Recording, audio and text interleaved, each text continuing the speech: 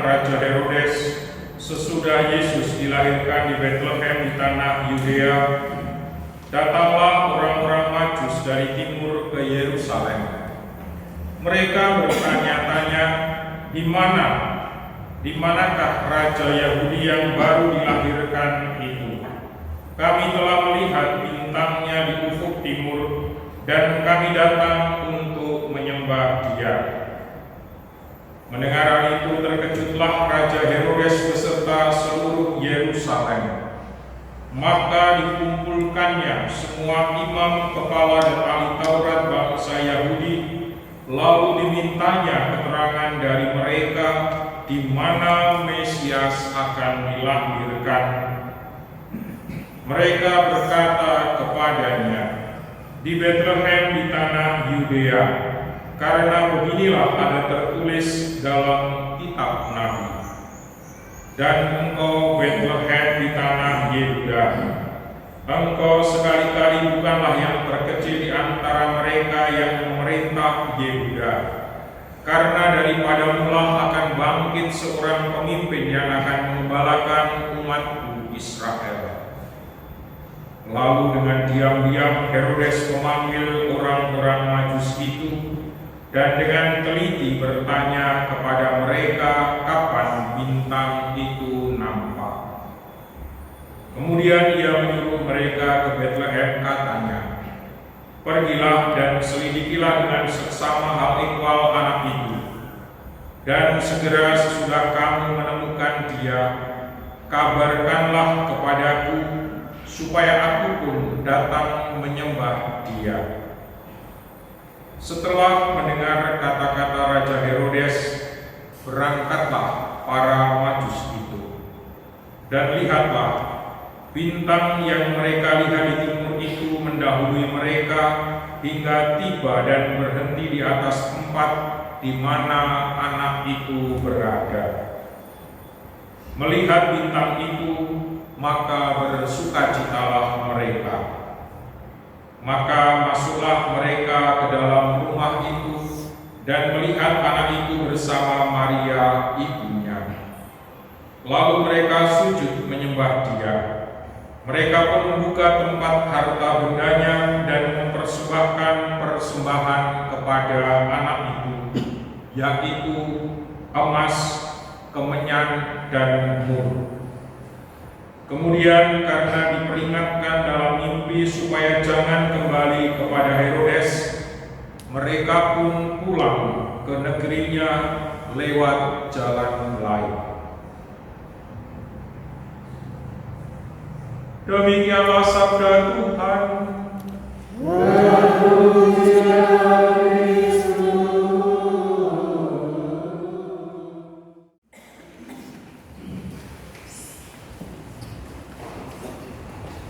Ibu bapak, saudara-saudari, dan anak-anak terkasih,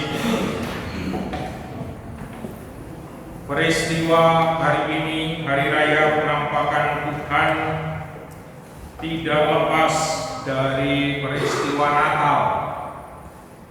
Dalam peristiwa Natal, Allah menyelamatkan manusia, Allah menjelma menjadi manusia, hadir di dalam dan melalui keluarga.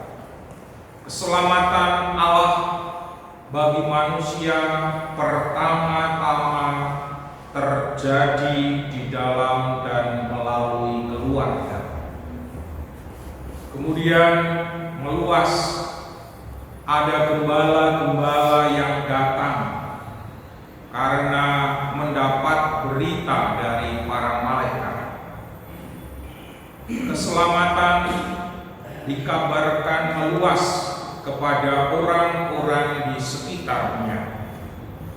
Dan hari ini keselamatan itu dinyatakan, dinampakkan kepada segala bangsa, diwakili oleh para Majus yang berjalan dari timur menuju ke Bethlehem.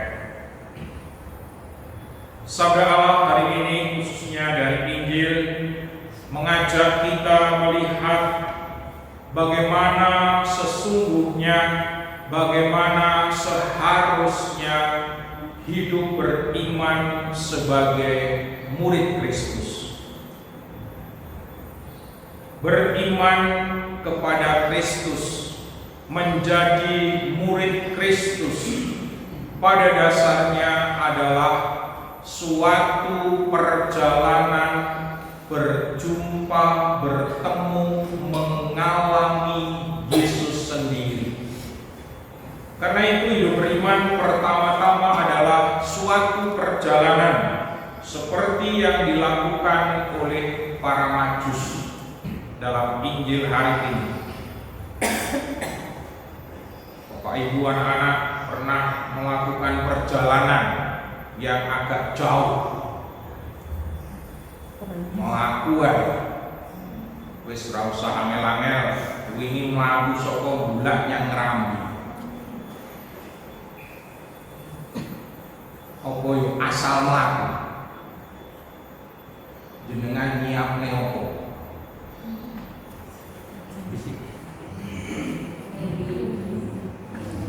Sangun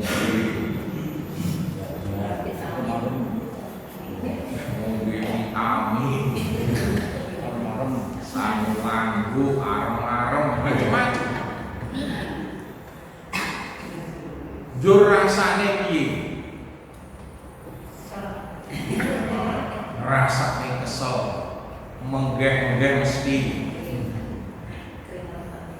keringetan, mambu barang. Bisa juga tanya, kok gak tekan-tekan? Pengen ndang tekan, ndang meleret. Jadi ketika kita berjalan, ada begitu banyak pengalaman peristiwa yang terjadi dan kita rasakan, kita alami. Demikian juga hidup beriman, mengikuti Tuhan Yesus, mau bertemu dengan Dia.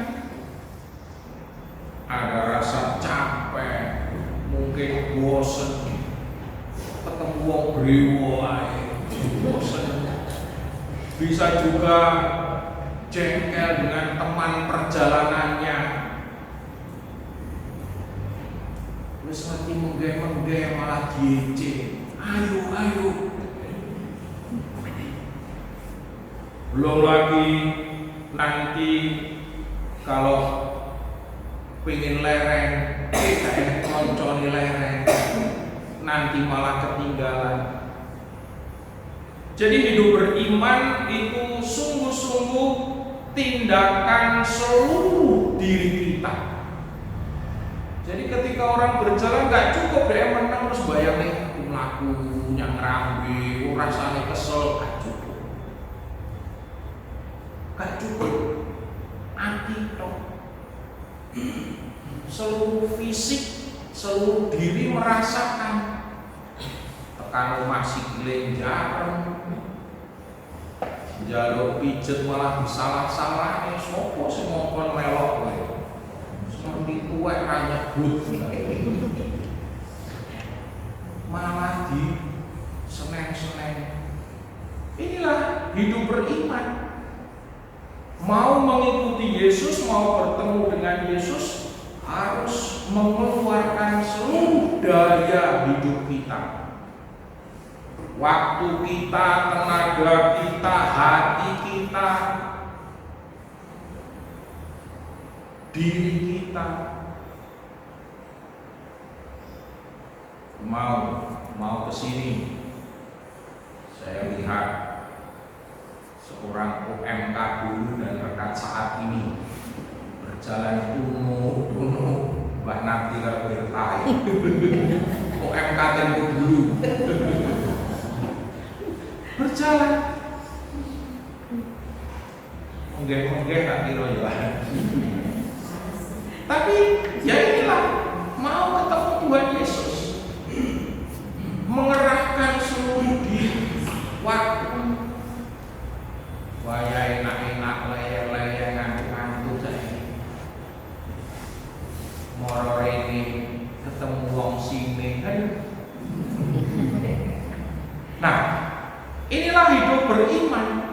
Jadi memang kita harus mengeluarkan seluruh diri kita untuk tetap berjalan maju mendekat kepada Tuhan Yesus meskipun ada rasa capek, bosan, tapi tetap harus melangkah satu langkah demi satu langkah. Ada saatnya cepat, ada saatnya limi-limi, mungkin rasanya jalan di tempat, tapi tetap fokus. Ada saatnya kita ditemani, dari para Majus ditemani oleh bintang. Ada saatnya juga dalam mengikuti Yesus mengalami saat-saat gelap. Tadi para Majus mengalami saat gelap, bintang hilang. Jur piye nek ngono. Saat gelap bisa saja terjadi karena relasi dalam keluarga, relasi dengan saudara seiman. Bisa juga karena soal ekonomi, bisa juga soal karo pastor, macam-macam. Sehingga tidak jarang membuat kita kesel aku derek Gusti, selerenan, percuma, putus asa. Nah, ketika saat-saat gelap semacam itu hadir di dalam diri kita, jur jenengan ngopo?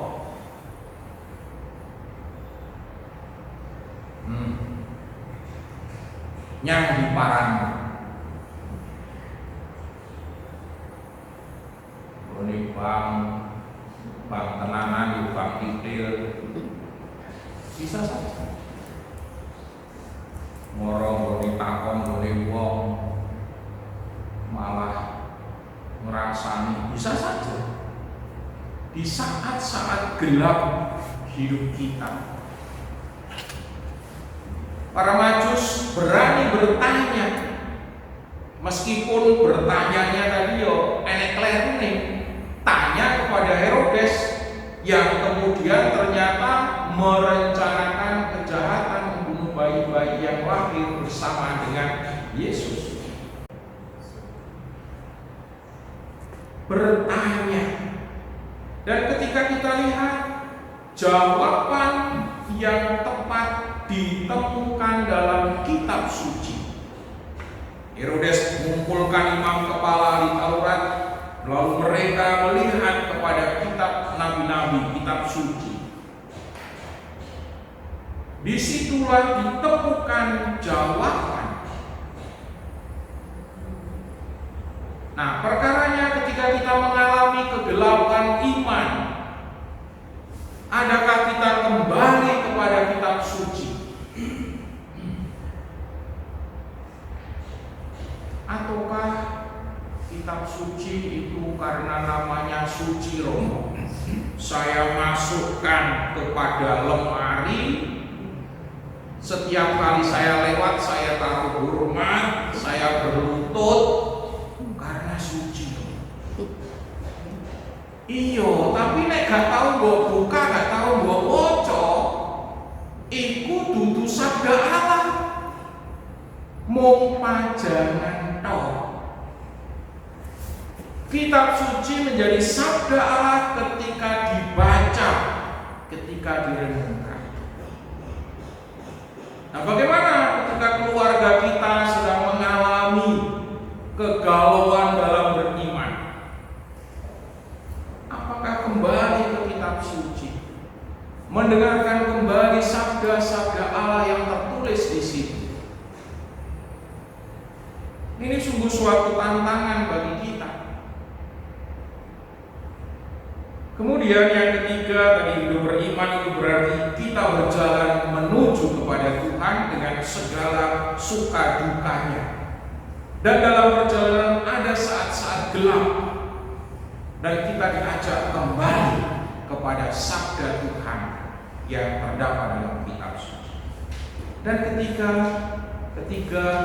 setelah para Majus bertemu dengan Tuhan, mereka mempersembahkan milik mereka, emas, kemenyan, dan mur, barang-barang berharga. Kata persembahan dalam bahasa aslinya berarti sesuatu yang mendekatkan seseorang dengan yang dipersembahkan. Jadi mempersembahkan milik kita kepada Tuhan itu berarti sesuatu yang mendekatkan kita dengan Tuhan. Nah, bisa orang Majus mau masak kilo ape mur itu mur baut ya. Ini wangi-wangian yang digunakan saat pemakaman, suatu yang mahal. Kemenyan ini sebagai ungkapan hormat kepada raja. Karena itulah ketika perayaan masuk di hari-hari besar, ada kemenyan, itu perayaan mengiringi masuknya Kristus yang ditandai kehadiran imam. Mas gak duwe romo, umur ora duwe, lan duwe ku napa romo? Jenengan duwe akeh banget.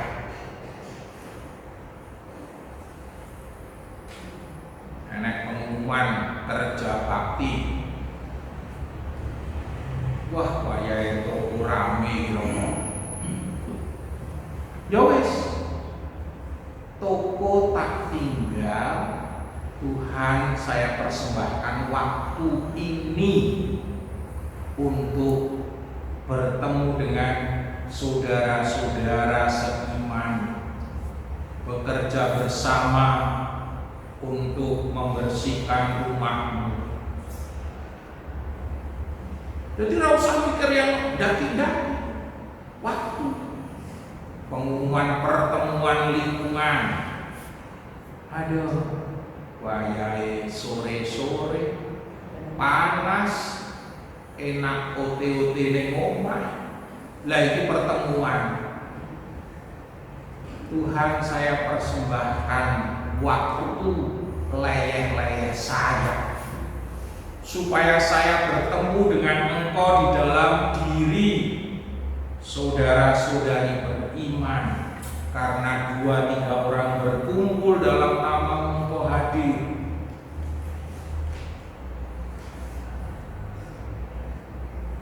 Jadi kita bisa persembahkan waktu kita, tenaga kita,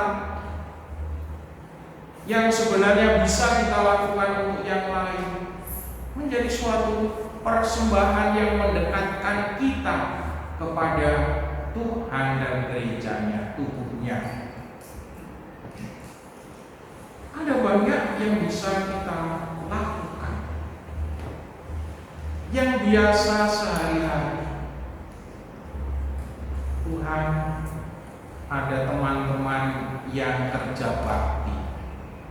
Saya cuma punya sak ceret wedang. Saya persembahkan. Jadi orang kalau beromong, tuh dikongkong ini.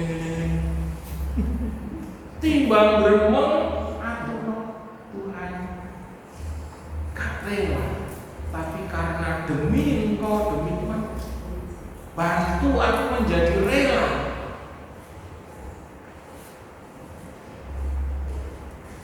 Jadi kita bisa menjadikan pengalaman beriman sungguh-sungguh saat di mana kita makin dekat dengan Tuhan. Dan kalau kita perhatikan hal-hal kecil yang biasa yang sehari-hari itu, nilainya luar biasa. Waktu misalkan, jenengan kehilangan waktu dino 1 jam 09 sampai jam 10. sapa sing iso ngijoli? Kan waktu itu mesti wis kelewat. Gak iso ngijoli. Jadi ketika kita memberikan waktu itu hal yang paling berharga yang kita berikan. Tenaga. Sapa sing iso ngitung tenaga entek? Sapa sing iso baleni tenaga? Diwenehi maem apa tenaga nukule? Durung mesti.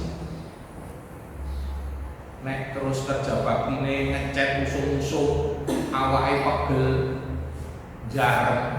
Sapa sing iso balekne kowe gak jarem? Jadi sungguh-sungguh hal yang biasa sehari-hari bisa menjadi persembahan yang berharga yang mendekatkan kita kepada Tuhan, sekaligus juga menghadirkan berkat-berkat Tuhan bagi orang lain. Ibu bapak, saudara-saudari dan anak-anak terkasih, mari di dalam hidup kita selanjutnya kita bersyukur karena kita dianugerahi iman.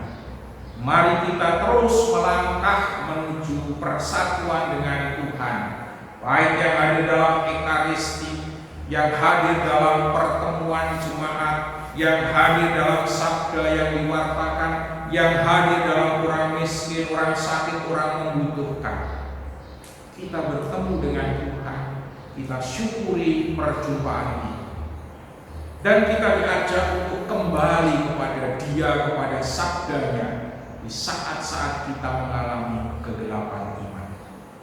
Dan apa yang kita miliki yang sederhana, jadikan selalu persembahan bagi Tuhan, sehingga menghasilkan berkat bagi kita, bagi gereja, bagi